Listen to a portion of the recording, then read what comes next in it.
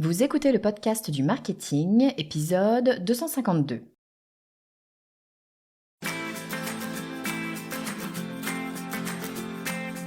Bonjour et bienvenue. Je suis Estelle Ballot et je suis ravie de vous recevoir sur le podcast du marketing. À chaque épisode, je vous propose d'analyser les techniques marketing qui marchent, pas à pas et très concrètement, pour développer votre activité. Je rencontre souvent des gens pleins de talent qui voudraient entreprendre, qui voudraient se lancer, qui voudraient proposer leurs services, mais qui ne savent pas quoi offrir. Et parfois, ces gens restent bloqués des semaines ou des mois. Parfois, ils se lancent jamais parce qu'ils ne savent pas quoi offrir. Je le vois chez des personnes que je forme, je le vois chez des amis qui m'entourent, je le vois même parfois dans des entreprises parce que définir son offre, c'est une étape essentielle et c'est une étape qui fait peur. Comment savoir quoi proposer, comment savoir ce dont les gens ont besoin, comment savoir ce qui les fera acheter, comment savoir ce qui pourrait les repousser. Sans offre, le marketing ne sert à rien. Et c'est ce qui fait peur. Si j'arrive pas à définir mon offre, je reste bloqué avant même de commencer. Ça n'est plus possible. Il me faut une recette, une méthode, un chemin, ce que vous voulez, mais je ne veux plus voir des personnes rester sur la touche parce qu'elles n'ont pas passé l'étape de l'offre. J'ai demandé à la queen de l'offre irrésistible de nous livrer ses secrets. J'ai nommé Laurine Bémer. Si vous ne connaissez pas Laurine, attendez-vous à être scotché.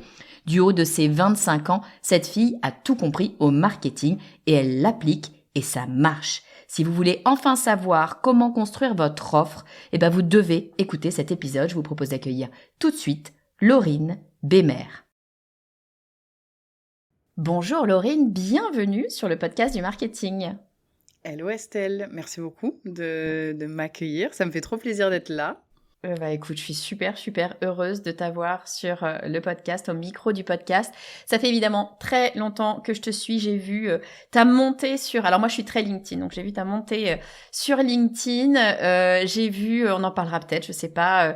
J'ai vu ton hacking avec ton compagnon qui m'a overbluffé parce que je suivais vraiment. Je raconte l'histoire en 2 secondes pour ceux et celles qui n'auraient pas suivi. On voit débarquer un plombier, je dis pas de bêtises, c'est ça ouais. Un plombier sur LinkedIn il y a 1 an, quelque chose comme ça. Un plombier sur LinkedIn qui cartonne. Ses posts étaient trop bien faits, c'était super empathique. On avait envie de lui taper sur l'épaule en lui disant vas-y, tu vas y arriver, c'est trop cool. Et je me dis dis donc, c'est quand même la preuve, c'est vachement bien. Moi, ça m'aide auprès des gens que je forme. N'importe quel type de métier est le bienvenu sur LinkedIn. C'est un réseau professionnel et bien évidemment que les artisans sont évidemment les bienvenus. Ça me faisait très plaisir. Je disais ce type cartonne, c'est trop bien. Et puis toi, t'étais à côté, tu disais moi en fait j'écris des posts pour des gens. À l'époque, c'était ce que tu faisais principalement. Mais en fait, vous pouvez pas me croire sur parole parce que les gens pour qui j'écris, ils disent pas forcément que j'écris. Et donc, qu'est-ce que t'as fait ? T'as fait une photo de ce monsieur qui est plombier, où on le voit. Et puis ça, c'était un premier post qui cartonne super bien. Puis deuxième post, tu fais la même photo mais agrandie, où on te voit sur le canapé à côté de ce monsieur, parce que ce monsieur, c'est ton compagnon, et celle qui écrivait les posts, c'était toi. Et du coup, t'avais fait la preuve par A plus B que tu savais écrire des posts qui cartonnent sur LinkedIn. Que mes méthodes fonctionnent et que voilà, je l'ai prouvé par A plus B. C'était vraiment la preuve par l'exemple, quoi. Ah, c'était génial. Pour moi, c'était le plus gros hack de LinkedIn que j'avais vu. J'ai adoré parce que vraiment, j'avais accroché au post de ton compagnon, du coup. Je trouvais ça vachement chouette et de savoir que c'était toi. Parce que il y avait une petite voix, tu vois, dans ma tête, je t'avais vu monter, je me disais, oui, mais bon, tous ces gens, copywriters, c'est très délicat. Parce que c'est vrai, d'ailleurs. On peut difficilement dire pour qui on écrit parce que voilà, ça fait partie du métier de garder l'anonymat. Et là, j'ai trouvé que c'était vraiment très bien joué. Donc bref, tout ça pour dire que Laurine, je suis ravie de te recevoir aujourd'hui. Et on va parler d'un sujet pour lequel on me pose très souvent des questions, qui est un sujet qui est à la fois assez délicat, je dois dire, mais ultra fondamental, absolument nécessaire. On va parler d'un sujet dont toi tu parles aussi assez régulièrement sur tes masterclass. On va parler de l'offre, de comment est-ce qu'on fait pour construire son offre, pour définir son offre, et puis pour avoir une offre qui est un petit peu peut-être différente des autres, ou en tout cas qui retient l'attention. Avant qu'on rentre dans le vif du sujet, Laurine, est-ce que tu peux nous dire qui tu es et ce que tu fais ? Avec plaisir, merci pour cette super entrée en matière. Donc je m'appelle Laurine Bémer, j'ai 25 ans. Et je suis créatrice de contenu, donc j'ai commencé sur LinkedIn, après je suis partie sur TikTok, Instagram. Là, je cumule plus d'1 million d'abonnés, c'est génial. J'adore mon travail, j'adore ce que je fais. Et je suis aussi récemment autrice d'un livre. qui s'appelle Faites de vos réseaux sociaux une machine à cash. Et je suis, voilà, on peut dire un petit peu, je touche à tout, mais c'est bien parce que j'aime ce que je fais et chaque projet que je touche, c'est quelque chose qui me maintient vivante en fait. J'adore mon métier, j'adore ce que je fais. Et à 25 ans, je suis contente d'avoir trouvé ma voie et je suis contente aujourd'hui de pouvoir partager mes connaissances et ce que j'ai acquis là depuis 2 ans et demi que j'ai commencé avec vous tous, donc et avec toi Estelle. Donc trop contente. Et puis là, pour parler de l'offre, go, hein. Moi, j'ai plein d'idées, j'ai déjà plein de trucs à dire. Oh là là, j'adore. Juste à parté, hein, je fais ma vieille. 2 ans et demi, tu dis que t'es là. Moi, ça fait 20 ans que je bosse dans le marketing. Je me prends une espèce de coup de vieux dans la tronche. Mais je te le disais en off, et je me permets de le dire, je te le disais en off juste avant. Laurine, tu as je sais pas si c'est un don, un travail, un truc, mais tu sais je le dis vraiment, hein, tu sais décortiquer ce qui fonctionne dans le marketing et le réutiliser. Et ça, c'est vraiment une force incroyable. Et c'est ça que moi, j'ai vraiment analysé ce que tu faisais.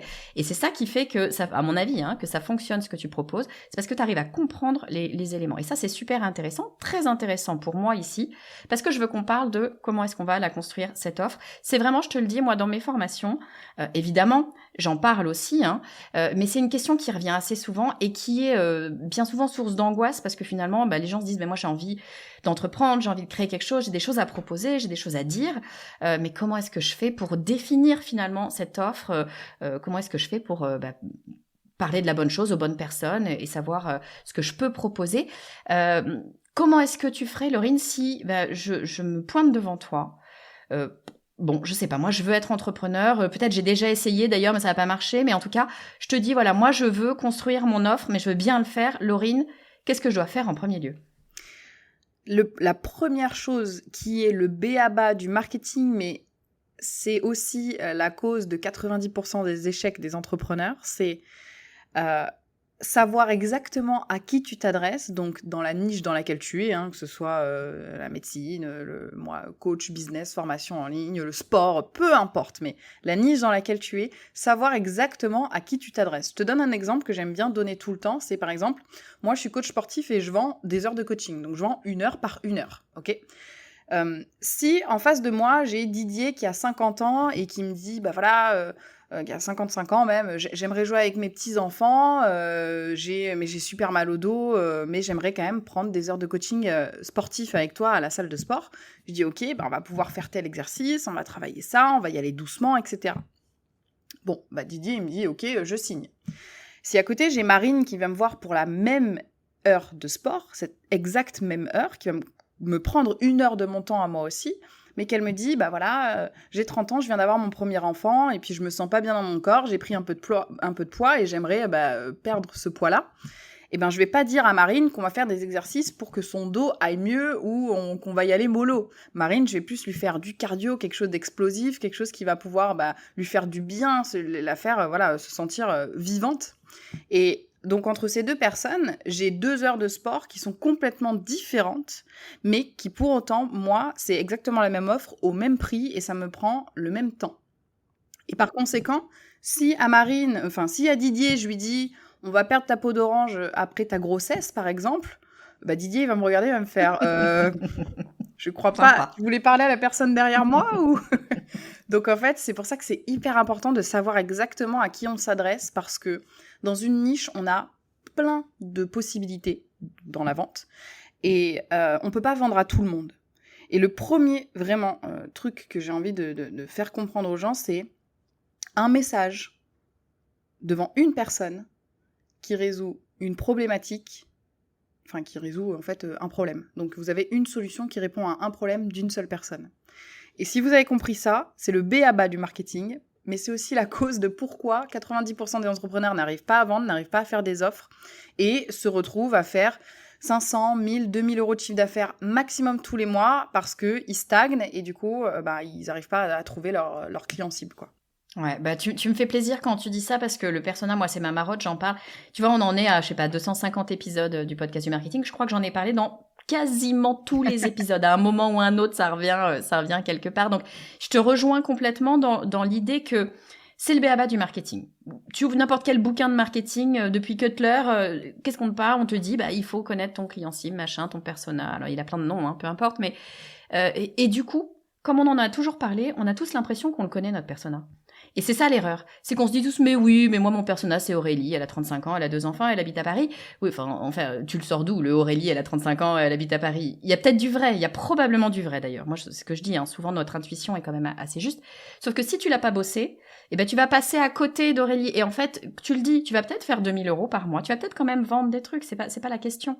Mais tu vas passer à côté de beaucoup de gens que tu aurais pu toucher et mieux toucher et bien toucher. Tant que tu le sais pas, en fait, tu me laisses de l'argent sur la table pour la même énergie que tu vas mettre ou le même investissement que tu vas mettre, tu vas laisser énormément d'argent sur la table. Donc très très important de travailler ce fameux persona et de le faire correctement. Moi j'ai une formation pour ça si ça vous intéresse, hein, mais c'est pas le but ici, mais c'est vraiment important. Je le dis avec force parce que j'ai vu tellement de gens me dire non mais moi le persona c'est bon, c'est du blabla marketing. J'étais la première à le dire, hein. J'ai commencé ma carrière dans des grands services internationaux de marketing. J'étais la première sortie d'école à dire le persona super, on va inventer des trucs encore, on se fait plaisir avec les créatifs et l'agence et c'est génial. Sauf que non. On parle là de signaux faibles, on parle d'inconscient, on parle de beaucoup, beaucoup de choses qui sont en fait déjà ancrées dans nos cerveaux par la société. C'est très important d'aller le travailler. J'arrête avec le persona parce que c'est ma marotte et les gens vont en avoir marre, mais c'est absolument essentiel, je te rejoins. Juste pour rajouter un truc là-dessus, moi, il faut savoir que mon personnage, je le revois minimum tous les 2 mois. Ah waouh! Ouais, tous les 2 mois. Pourquoi? Parce que j'ai toujours un truc à rajouter, je pose des questions à mes clients, etc. Tout le temps, je fournis. J'ai une page comme ça de cartes d'empathie avec tout ce qu'il faut entre les désirs, les besoins, les objectifs, etc. J'ai un persona qui est clean. Je le connais par cœur sur le bout des doigts. Chaque objection a une réponse parce que je connais mon persona à la lettre et pourtant je fais pas de closing, j'en ai pas fait. Donc, voilà. C'est pas le but, en fait, d'aller... voilà. Mais l'idée, c'est que même à mon niveau, en vendant déjà des formations depuis X années, en se disant « oui, bon, c'est bon, j'ai une communauté, j'ai plus d'1 million de personnes qui me suivent, etc. » C'est facile. Non, ça se fait tous les 2 mois, en tout cas chez moi. On peut évidemment espacer un petit peu plus, mais j'ai toujours quelque chose à rajouter. Je le vois que mon persona, il évolue en même temps que moi, parce qu'on reste des humains, on n'a plus les mêmes envies, on n'a plus les mêmes besoins. Selon si on fait plus ou moins de chiffre d'affaires, on a aussi plus envie d'évoluer. Selon si on a des problématiques qui arrivent dans la vie, famille, perso, sport, soi-même, bref, on évolue, notre ouverture d'esprit, notre état d'esprit évolue, et donc forcément, notre client cible, il reste pas le même pendant 10, 20, 30 ans. Et c'est pour ça que c'est important de le revoir souvent. Absolument. Et pour ça, il faut faire plein de choses, mais notamment parler à ses clients, parler à son audience, et voilà. Et ça reste de l'humain, et à un moment donné, il faut y aller. Et si on décroche pas son téléphone ou si on rencontre pas les gens, ça devient quand même compliqué. Donc, premier point ultra important, c'est la base pour construire son offre, et pour tout le reste d'ailleurs, connaître, travailler son persona. Ça, ok, on dit que c'est fait. On le connaît, on est comme toi, on le connaît sur le bout des doigts. Qu'est-ce qu'on va aller regarder après? La deuxième chose découle aussi du persona, puisqu'en fait, on va trouver une des problématiques de notre persona, puisque notre persona a plusieurs problématiques, a plusieurs challenges, a plusieurs douleurs. Et pourquoi il vient vers nous, ce client idéal? C'est parce qu'on peut résoudre son problème. Et c'est pour ça qu'il sera prêt à nous payer, en fait, pour qu'on le résolve. Parce qu'à un moment, il se rend compte qu'il ne peut pas tout faire tout seul ou qu'il a besoin de quelqu'un pour l'aider et l'aiguiller. Et donc, l'importance de faire son persona, qui découle sur la deuxième chose, c'est de trouver un problème assez douloureux pour que la personne en face puisse sortir sa carte bleue. Je rappelle que on n'est pas des bénévoles, on est des entreprises. Ou alors on a envie de créer une offre qui va générer aussi de l'argent. C'est pas mauvais, c'est pas mal. Au contraire, on a besoin de payer nos factures, on a besoin d'apporter des solutions aux gens. Donc les deux sont gagnants. À partir du moment où c'est fait avec éthique et que c'est fait avec... voilà. Donc, vraiment, la deuxième chose, si votre problème n'est pas assez douloureux, le problème que vous résolvez n'est pas assez douloureux, les gens ne sentiront pas le besoin de venir payer pour que vous les aidiez. Donc, tout simplement, il va falloir trouver, et c'est pour ça que c'est important de décrocher son téléphone et d'appeler les gens. Ça, c'est vraiment le conseil que je donne, c'est de toutes les objections, les challenges, les douleurs qui reviennent souvent, faire une liste des 5 qui reviennent le plus souvent. Et se dire, ok, la première que j'entends tout le temps, c'est j'arrive pas à faire ça parce que je me sens nulle ou parce que j'ai honte du regard des autres. La deuxième, c'est j'ai pas honte du regard des autres, mais c'est plutôt que j'ai pas d'argent. La troisième, ça va être, je sais pas, j'ai pas le temps, par exemple. Et la quatrième, ça va être, en fait, j'ai pas confiance en moi. Bon, et là, en fait, on a les 4 ou 5 objections, les 4 ou 5 douleurs qui reviennent le plus souvent, mais on sait que la première, c'est celle qu'on va aller potentiellement venir attaquer sur son offre, puisque, c'est une douleur qui revient souvent, que les gens sont prêts à payer potentiellement aussi plus cher, puisque plus une douleur est douloureuse, plus les gens sont prêts à payer. Maintenant, ça je préfère le préciser, parce que j'ai déjà eu des remarques comme ça, on va pas, quand je parle de douleur, on n'est pas là en train de remuer le couteau dans la plaie des gens, etc., pour leur vendre absolument notre solution magique avec la baguette magique. C'est pas du tout ça. C'est juste que ce qui va le plus les aider, c'est justement de pouvoir leur proposer une solution sur le goulot d'étranglement de leur boîte qui leur permet pas d'aller scaler ou le goulot d'étranglement de leur vie perso qui leur permet pas de passer à une autre étape dans leur vie. Donc c'est pour ça que c'est hyper important d'aller sur le truc qui va les aider en premier. Alors, je suis complètement d'accord avec toi. Moi, j'ai un problème avec ce mot douleur. J'ai pas trouvé un meilleur mot. Alors, moi, je parle de cailloux dans la chaussure souvent parce que c'est je bien trouve que ça, tu vois, c'est le truc qui vraiment Ouais. t'empêche d'avancer, qui te permet pas d'avoir ton plein potentiel. Ouais. Mais bon, en tout cas, voilà, on parle souvent effectivement en marketing de cette fameuse douleur, de cette problématique. Alors, problématique, je trouve ça encore pire, mais peu importe. C'est vrai que c'est des mots qui sont super négatifs et comme en marketing et notamment en vente, tu fais bien de le préciser. On a souvent, ou en tout cas les gens comme moi, et peut-être comme toi aussi, Laurine, je sais pas, mais on a souvent ce truc qui nous retient, on se dit « Oh, je vais leur prendre leur argent, je suis pas quelqu'un de bien, je suis pas à l'aise à l'idée de vendre. » Combien de fois j'ai entendu, moi Estelle, je sais pas vendre. Moi, la première, j'ai commencé le marketing digital, alors que j'étais dans le marketing depuis longtemps, parce que je me disais « c'est bien, j'ai pas besoin de vendre en direct, j'ai pas forcément besoin de décrocher mon téléphone. » C'est une douleur de vendre, d'ailleurs, en marketing, mais bien pour souvent. moi aussi, hein. Mais pour vraiment beaucoup, beaucoup de gens. Ce qu'il faut comprendre, c'est quand on parle de cette fameuse douleur, de cette problématique, c'est pas pour aller, comme tu le dis, embêter les gens. On n'est pas le diable à essayer d'aller creuser sur ce qui leur fait mal. Au contraire, c'est l'exact contraire. C'est que pour qu'un docteur vous soigne, il faut d'abord qu'il comprenne où est le mal. C'est exactement la même chose. Là, on essaye de comprendre ce qui va empêcher les gens d'aller là où ils veulent aller, quel que soit le chemin, peu importe, ça dépend de votre produit, de votre service, de ce que vous faites, mais d'aller comprendre ce qui les empêche et de s'assurer que nous, on a l'expertise pour les aider à résoudre cette problématique. Donc, premier point, persona. Deuxième point, aller comprendre la douleur. Les deux se rejoignent. Je suis d'accord, Laurine, c'est-à-dire que comment est-ce qu'on fait pour connaître son persona? Comment est-ce qu'on fait pour connaître la douleur de son persona? On va essayer de le comprendre, on va essayer de lui parler, on va essayer aussi de jouer un peu le psychologue. Et voilà, et quelque part, les liens entre psychologie et marketing sont quand même très, très, très proches, très forts. En tout cas, voilà, il va falloir se pencher sur qui est notre futur client et comment est-ce qu'on peut l'aider. C'est finalement aussi simple que ça.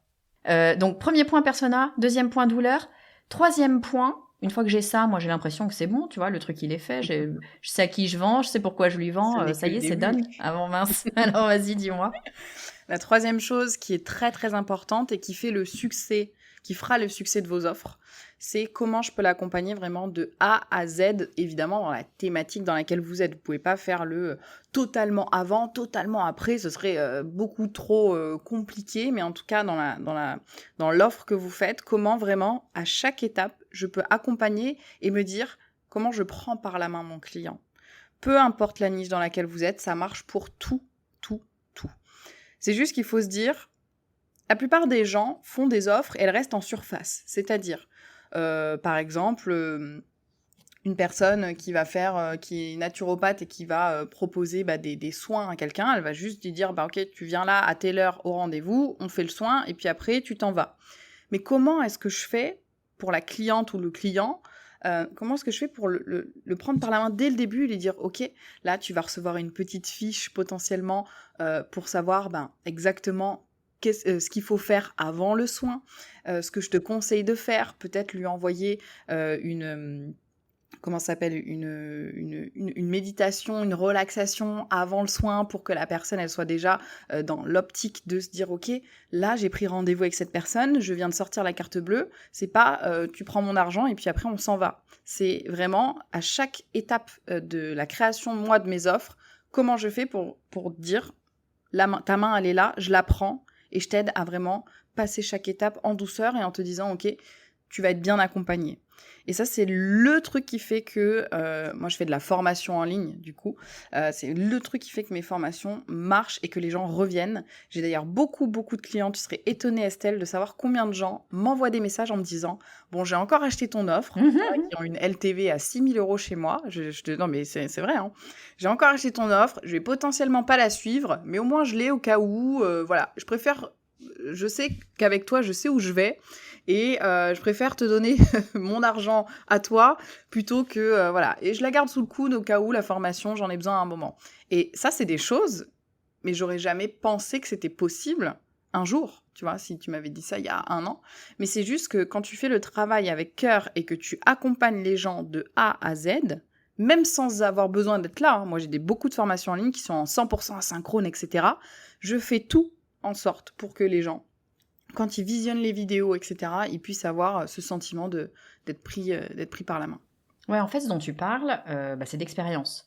On a tendance, c'est bizarre d'ailleurs, on a un petit peu tendance parfois à l'oublier, effectivement, et surtout sur le digital, tu as raison de le dire, parce que sur le digital, on a l'impression qu'une fois que la personne elle a rentré son code de carte bleue, le taf est fini, et c'est bon, c'est réglé. Sauf que derrière, il y a des personnes qui vont vivre une expérience, et l'expérience, tu le dis très justement, elle commence avant potentiellement le produit ou le service. Elle commence quand elle y a pensé, elle commence dans l'attente aussi peut-être du rendez-vous, du moment où ça démarre, elle commence dans les questionnements peut-être qu'elle va avoir.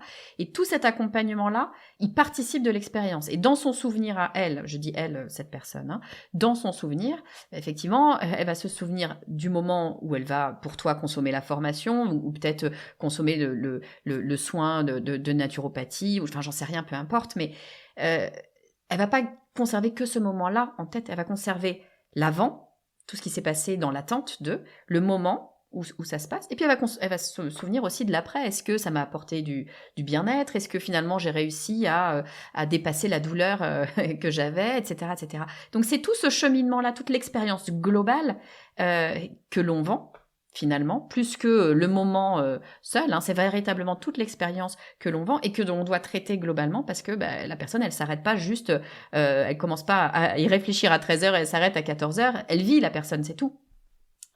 Ultra important de garder en tête ces éléments d'expérience, parce que tu vois, dans le marketing, je crois qu'il y a des histoires de mode. Ça me vient là en discutant avec toi. Il y a eu un moment où on parlait que d'expérience tout le temps, à toutes les sauces, et l'expérience client et le machin et le lala. Piouf, on n'en entend plus parler. Et puis c'est d'autres thèmes qui viennent, ce qui fait qu'on a parfois l'impression que il faut travailler ce point-là parce que c'est ça qui va faire que ça va marcher. Moi je dis attention, le marketing, c'est, on l'a dit, hein, beaucoup de psychologie et beaucoup de bon sens, et en fait c'est quand même bien souvent la vie, hein. Il y a pas quand même de baguette magique, il y a rien de bien compliqué. Simplement la vie s'arrête pas à telle heure et reprend pas à telle heure. Donc il faut véritablement penser à ça et prendre la personne dans son ensemble, dans sa continuité. Et tu le dis très bien, ça fait des LTV, donc des temps de vie de clients pour toi qui vont être beaucoup plus longs, parce que on le sait, quelqu'un qui est satisfait, il va revenir. Ça va être ton premier ambassadeur, ça va être ton premier nouveau client, donc ultra important. Est-ce que dans tout ça, je construis mon offre, je pense au personnage, je pense à la douleur, je pense à l'expérience. Je suis en train de me dire, je vais un peu crouler moi sur tout ce que j'ai à faire. Est-ce qu'il y a un moyen de faire en sorte que les choses tournent bien et que justement il n'y ait pas d'accro peut-être pour ce client et peut-être pour moi aussi? En fait, ce qui est important de mettre en place quand on commence à avoir vraiment une offre qui est bien chiadée, c'est surtout les automatisations. Alors attention, là je parle pas d'automatisation hyper compliquée, on envoie un pigeon voyageur à la reine d'Angleterre, machin. Non, là on est sur quelque chose de beaucoup plus facile, c'est-à-dire dans automatisation, j'entends aussi le travail préfet, entre guillemets. Par exemple, je reprends mon histoire avec le soin de naturopathe, là, où j'envoie, par exemple, un petit PDF avec toute la marche à suivre qui va suivre, en fait, jusqu'à la préparation du rendez-vous. Ce PDF-là, je le fais une fois. Je programme le mail. en disant, bah voilà, dès qu'il y a une personne qui achète, il y a un mail qui est envoyé. Alors évidemment, ça peut paraître un petit peu barbare, hein, attention là, selon le niveau de chacun. Mais en réalité, c'est assez facile à faire. Et une fois que c'est fait, il n'y a plus besoin de le refaire. C'est-à-dire que vous allez avoir une expérience client qui va être presque totalement automatisée, puisque vous allez pouvoir mettre en place des choses qui font que vous n'aurez qu'à travailler une fois, et ce une fois servira à 10, 100, 1000, 1 million de clients si vous avez envie, et il n'y aura pas besoin de faire plus de travail. Donc pensez toujours, quand vous créez votre offre, qu'est-ce que je peux faire qui va me permettre de gagner du temps sur le long terme. Vous ne pourrez pas tout faire en même temps. C'est OK, on va dédramatiser direct le truc en mode « Ouh là là, vite, vite, vite, vite ». Les automatisations, tout ça, ça peut venir après. Déjà, faites un constat. Est-ce que votre offre, elle répond vraiment à un besoin ? Est-ce que vous voyez que vous avez quand même pas mal de demandes ou pas, etc. Ne vous épuisez pas tout de suite pour une offre qui ne va potentiellement pas marcher. Et je répète, ce n'est pas grave. J'ai fait plein d'offres qui n'ont pas marché et c'est OK. Mais du coup, quand on commence à rentrer dans ce petit truc où voilà, on crée du petit plus ou de l'expérience client qui est limpide, clair et qui ne vous demande pas bien plus de temps, et auquel cas ça vous demande 30 secondes en plus par client, et ben il vaut mieux les prendre pour avoir une expérience client au top plutôt que pas le faire. Et ben en final, en fait, c'est gagnant-gagnant.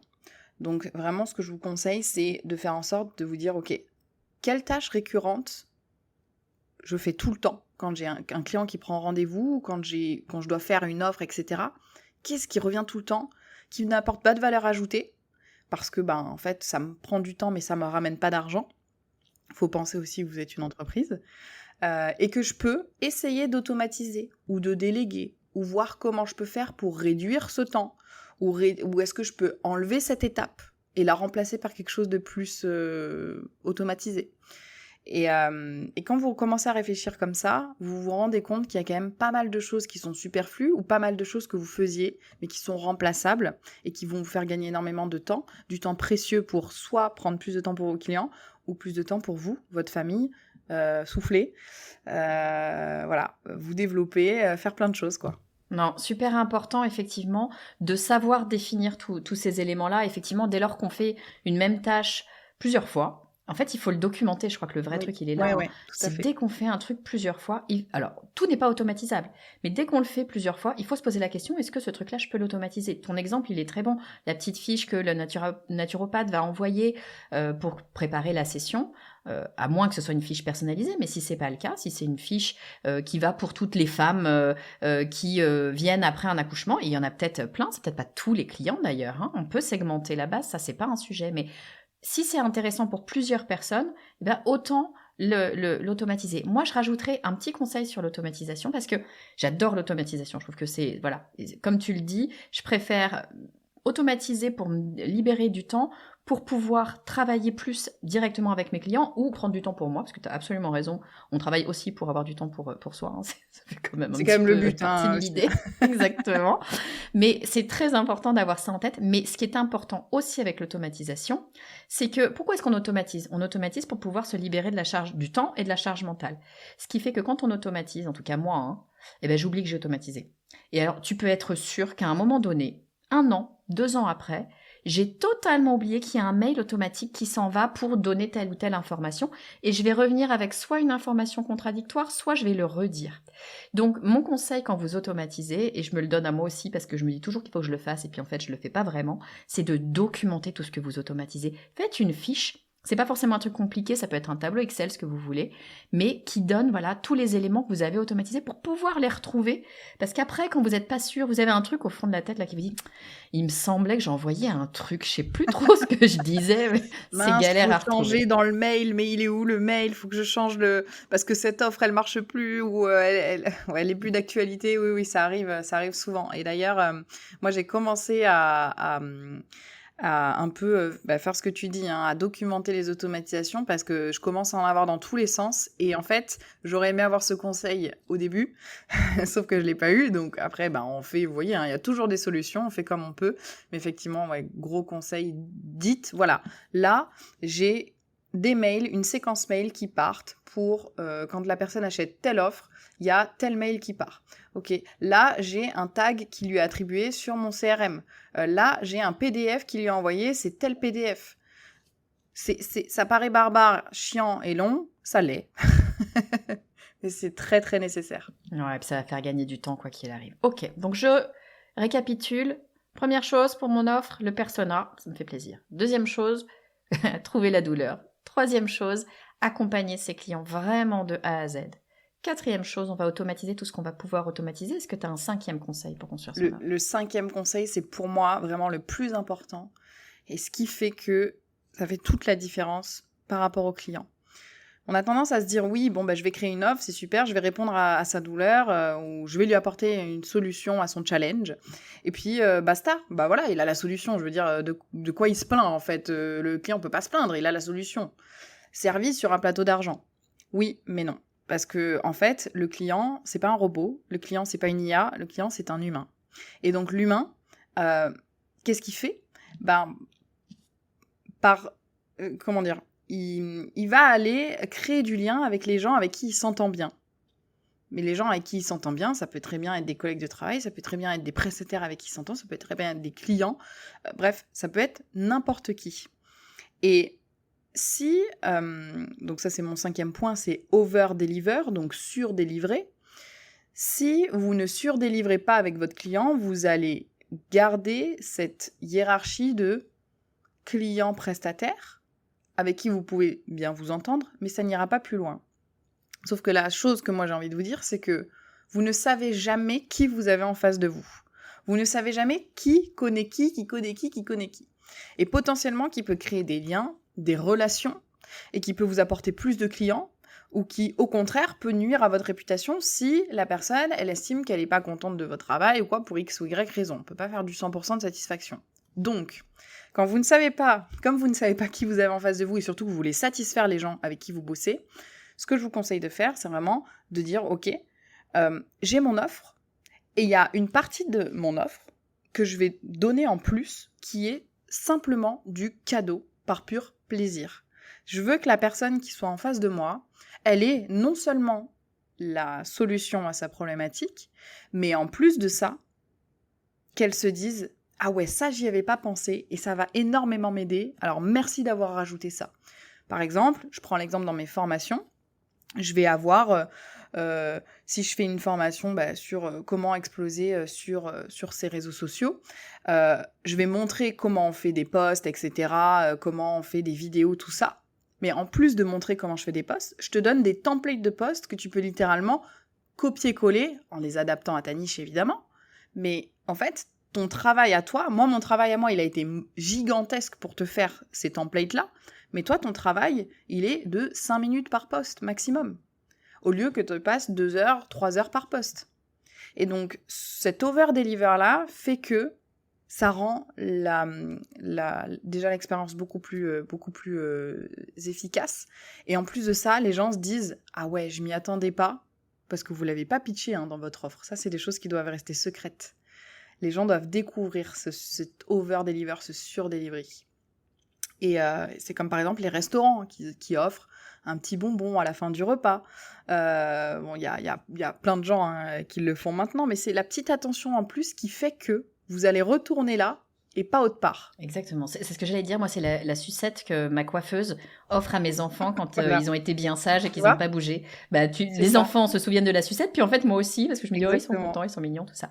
C'est très juste ce que tu dis. Et en fait, ça touche à 2 choses pour moi. Première chose, ça touche au fait que quand tu disais, vous savez pas qui est votre client, etc. D'abord, effectivement, votre client, il a une vie. Il a des gens autour de lui. Et les gens qui sont autour de lui, bien souvent, pas tous évidemment, mais bien souvent sont des gens qui lui ressemblent. C'est le concept que vous avez si vous avez déjà fait une pub sur Meta, Facebook, Insta, etc., où on vous dit les fameuses audiences lookalike, ils appellent ça comme ça sur Facebook. C'est pas Facebook qui l'a inventé, c'est juste que bien sûr que les gens qui vous ressemblent ont plus tendance à avoir les mêmes réactions de vous. Et les mêmes réactions, ça veut dire aussi avoir les mêmes douleurs, avoir les mêmes besoins et avoir peut-être la même envie d'acheter un produit ou un service. Donc, les gens qui sont autour de vos clients sont les personnes qui sont les plus proches, finalement, de votre offre potentiellement. Donc ça, déjà, c'est important. Ce qui veut dire que votre client, vous avez tout intérêt à faire votre possible, une fois que vous avez acquis ce client, à le transformer en ce qu'on appelle un ambassadeur. C'est-à-dire que c'est votre client qui va aller faire le boulot d'aller chercher un nouveau client, puis il va faire ça autour de lui, ses parents, ses amis, ses collègues, la voisine de palier, j'en sais rien, enfin, en tout cas les gens qui sont autour de lui, parce que ce client est content. Et pourquoi est-ce qu'il va aller le faire ? Il va aller le faire parce qu'il se dit oh, « Non mais attends, Laurine, j'ai suivi une formation, c'était un truc de dingue. Non seulement ça a vraiment résolu la problématique que j'avais, la raison pour laquelle je suis là, mais tu sais pas quoi ? En plus, elle m'a filé ça, et ça m'a aidé sur tel truc. » Et c'est le « mais tu sais pas quoi » en fait dont les gens parlent. On parle d'une expérience parce qu'on a été surpris par la qualité exceptionnelle qu'on a reçue et à laquelle on ne s'attendait pas. C'est là où on va en parler. Sinon, on va être content et c'est déjà bien. Hein. Oui. On va être juste content. Mais on va pas aller le raconter à tout le monde. Moi, je vais te donner une anecdote. Je suis allée, je passe vraiment pour la vieille. Je suis allée au Puy du Fou pendant les vacances. J'adore. J'en parle à tout le monde. Non, mais alors écoute, je ne connaissais pas le Puy du Fou. Je connaissais le nom, hein, comme tout le monde. Mais moi, je croyais que c'était un parc d'attractions. Je n'aime pas les parcs d'attractions. Ça me fait pas marrer. C'est pas mon truc. Donc, je suis plutôt du genre à freiner pour que mes enfants, ils aient pas trop envie d'aller dans les parcs parce que ça me gonfle de les accompagner. Bon, bref. Je vais en Vendée pour les vacances et je vais dans un genre d'Airbnb, quoi. Bref. Le monsieur qui nous accueille nous dit « Ah, il faut absolument que vous alliez au Puy du Fou, c'est formidable. » Je vais au Puy du Fou. Je m'attendais à rien parce que je m'étais pas renseignée. Je savais que c'était quelque chose de qualité parce que j'en avais quand même entendu parler, mais en vérité, j'avais pas bien compris ce que c'était. Je me renseigne un tout petit peu avant. Je comprends que ce sont des spectacles. Tiens, je me dis ah chouette, en fait, c'est pas un parc d'attractions, c'est des spectacles. Bon bah cool, ça va peut-être me plaire en fait, ça peut être sympa. Mais j'en étais à ce niveau-là de tiens, je vais passer un bon moment avec mes enfants. C'est sur le chemin du retour, c'est sympa. Trop cool. Et là, je découvre, je vais pas dire ce que c'est que le Puy du Fou, s'il y a des gens qui, comme moi, étaient passés complètement à côté et ne connaissent pas, mais j'ai découvert le Puy du Fou avec une attente qui n'était pas ce que propose le Puy du Fou, parce que les spectacles qu'il y a au Puy du Fou sont des spectacles d'une qualité exceptionnelle. Voilà. C'est dingue. Ouais. Et total, et depuis que je suis rentrée, je pense qu'il faut que le Puy du Fou me contacte et que je suis la meilleure RP du Puy du Fou. J'en parle à absolument tout le monde. Tous les gens qui ont des gosses, même ceux qui n'ont pas de gosses. Regarde, on est sur mon podcast et je parle de quoi du Puy du Fou ? C'est quand même complètement débile, ça n'a aucun sens. Mais la réalité, c'est que moi, j'ai passé une expérience, vachement bien, mais surtout bien au-dessus de ce que j'avais, de ce que j'attendais. Voilà. Et c'est ça qui fait que t'en parles, parce que si tu as l'expérience à laquelle tu t'attendais, t'as payé pour ça, c'est normal. Il y a une histoire de réciprocité. Là, moi, j'ai un biais de réciprocité. Le Puy du Fou m'a donné plus que ce que je pensais. En plus, pour le prix, je trouve vraiment que c'est totalement décalé, c'est pas du tout assez cher. Donc, je suis complètement en déséquilibre, ce qui fait que, pour me sentir bien, là, c'est un truc de psychologie, mais ça marche pour tout le monde, hein, ou quasiment. Pour me sentir bien dans qui je suis, j'ai besoin de rééquilibrer les choses. Et ma façon de rééquilibrer les choses, c'est d'en parler autour de moi, de dire mais c'est formidable ce truc, si vous connaissez pas, il faut y aller. Donc voilà, pub pour le Puy du Fou. Vous êtes d'accord, vous n'êtes pas d'accord, peu importe, on s'en fiche. Mais tout ça pour dire que ton truc d'over-délivrabilité, c'est ultra important. Et c'est pas juste bien faire, c'est pas juste... entre guillemets juste, c'est déjà très bien de bien faire et de proposer de la qualité. On est d'accord, c'est un prérequis. Mais le fait de proposer des choses en plus, pas des bonus. Souvent dans les formations, on voit des bonus. C'est très bien les bonus. Hein. Pas les bonus. Mais pas des bonus. Des trucs auxquels on ne s'attend pas, c'est ça qui va faire que les gens vont en parler. C'est extrêmement intéressant ce que tu dis en termes de principe de réciprocité. C'est exactement ça. C'est qu'en fait, une personne qui va vous tendre la main, qui va vous donner plus que ce que vous espériez, vous allez forcément penser à elle à un moment ou à un autre pour un projet, pour en parler à des gens autour de vous. Et c'est ça qui crée en fait des relations humaines qui sont saines puisqu'elles sont win-win. On est bien d'accord que les relations humaines, quand ça va que dans un sens... une personne qui fait que parler d'elle, qui fait que vous montrer sa réussite, qui vous aide pas alors que vous voulez l'aider, que vous parlez d'elle justement, vous avez envie de vous intéresser à elle, etc. C'est absolument insupportable. Personne n'a envie d'être aux côtés de gens comme ça. Donc en fait, quand il y a cette balance entre les deux en disant tu vois, je t'ai apporté beaucoup, moi derrière j'ai envie aussi de te booster parce que tu le mérites et parce que j'ai envie de te recommander autour de moi, c'est comme ça que vous allez vous faire des ambassadeurs. Moi, j'ai des gens qui, très régulièrement, je me fais attaquer sur les réseaux sociaux, on en pense ce qu'on veut, voilà, moi j'ai rien à cacher du tout, mais ça m'arrive, parce qu'après, voilà, je suis sur les réseaux sociaux et qu'évidemment, je suis pas une personnalité publique, on va pas aller jusque-là, mais je suis quand même visible. Donc forcément, j'ai des gens qui sont d'accord avec moi, d'autres qui sont pas d'accord. Quand il y a des gens qui sont pas d'accord avec moi, selon comment c'est fait, il y a des gens qui sont c'est un peu plus d'animosité. Indicatif, ouais. Voilà. Quand c'est très quand c'est très dur comme ça, j'ai systématiquement mes clients qui vont sur les posts et qui vont me défendre. Je n'ai rien demandé. Même moi, j'ai pas vu le post, je sais même pas qu'il existe. Et j'ai déjà des gens qui sont en train de défendre, de me défendre alors que j'ai rien fait, quoi. Je leur ai pas demandé d'y aller. Et c'est en ça que les gens que vous allez fédérer, que ce soit une audience avec un petit produit ou votre clientèle avec, voilà, qui revient souvent, qui est fidélisée, etc., vous allez pouvoir faire en sorte de leur donner vraiment ce dont ils ont besoin, créer du contact et du lien avec eux, mais surtout créer cette explosivité, cette énergie entre vous deux. Et moi, je pense que c'est hyper important de montrer aux gens que dans la vie, c'est pas parce que tu payes 100 € que ton caddie de course, il doit faire 100 € pile, tu vois. J'aime bien rajouter un petit peu des petits produits pour dire « Ah, bah trop bien, mais la prochaine fois, tu reviendras la prochaine fois, tu me feras un coucou. » Mais la prochaine fois, elle paiera 150 € son caddie, mais elle paiera son caddie, elle aura 160 € dedans, quoi. Mais c'est des petits trucs comme ça qui font que vous n'êtes pas obligé de surdélivrer à mort en mode « faut tout donner, etc. etc. » Mais par contre, il y a juste une erreur qu'il faut pas faire, c'est vous dire « Ouais, mais si je donne trop, déjà, les gens sur mes autres offres, ils vont avoir des grosses attentes. » Ça, c'est pas vrai, parce qu'en fait, c'est la peur qu'on a en général. Hein. C'est se dire, oh là là, mais si je surdélivre trop une fois, les gens, après, ils vont vouloir que je surdélivre. Non, surdélivrer, c'est pas forcément donner toutes vos connaissances. Ça peut être juste un petit truc en plus. On n'est pas en train d'en faire des caisses. Mais c'est surtout que ça va vous démarquer des autres. Ouais, ça va marquer les esprits. C'est la petite sucette de ma coiffeuse quand elle a fini la coupe de mes enfants.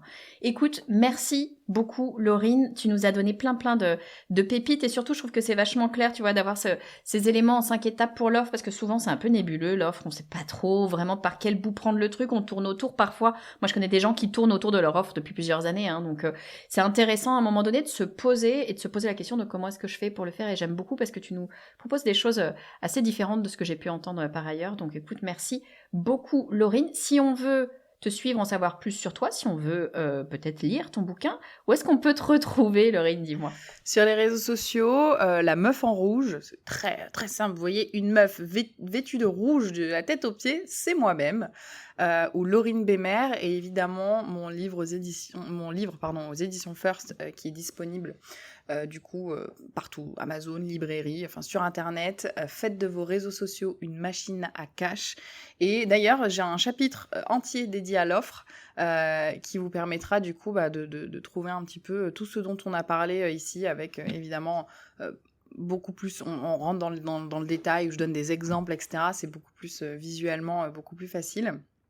Et ouais, ce livre, c'est ma petite fierté. Voilà, je suis contente d'avoir commencé à écrire mon livre à 24 ans, l'avoir terminé à 25 et pouvoir le proposer à toutes et à tous. Écoute, bravo à toi parce que je sais à quel point c'est dur et difficile et douloureux d'écrire un livre. Donc bravo à toi. Allez chez votre meilleur libraire, chez Amazon où vous voulez, on s'en fiche, mais allez acheter le livre de Laurine. Vous allez découvrir des pépites sur les réseaux sociaux, mais pas que, parce que les réseaux sociaux, il faut construire tout le marketing. Donc en fait, vous allez avoir plein d'infos. Merci beaucoup. Merci, Laurine. T'es la bienvenue quand tu veux sur le podcast du marketing. Je te remercie, passez une bonne journée et puis j'espère que ça vous aura servi. Laurine, ça a été un plaisir de te rencontrer, d'échanger avec toi. Je te l'ai dit, j'ai un petit crush pour toi parce que je trouve que tout ce que tu fais, c'est absolument formidable. T'as tout compris au marketing, c'est presque instinctif chez toi. J'adore ta façon de faire, d'avancer, d'aller de l'avant, d'être dans l'action. Donc merci infiniment Laurine d'être venue partager avec nous tes secrets sur le podcast du marketing. Si vous avez aimé cet épisode et si vous voulez en avoir encore un petit peu plus, je vous invite à rejoindre la newsletter du podcast du marketing. Dans la newsletter, vous aurez des infos sur le prochain épisode de podcast, bien sûr. Et puis, je vous donne aussi tous mes bons plans, mes conseils et je vous parle de ma vie perso, ma vie d'entrepreneur, celle dont je ne parle pas sur les réseaux sociaux. Je vous dis à très vite.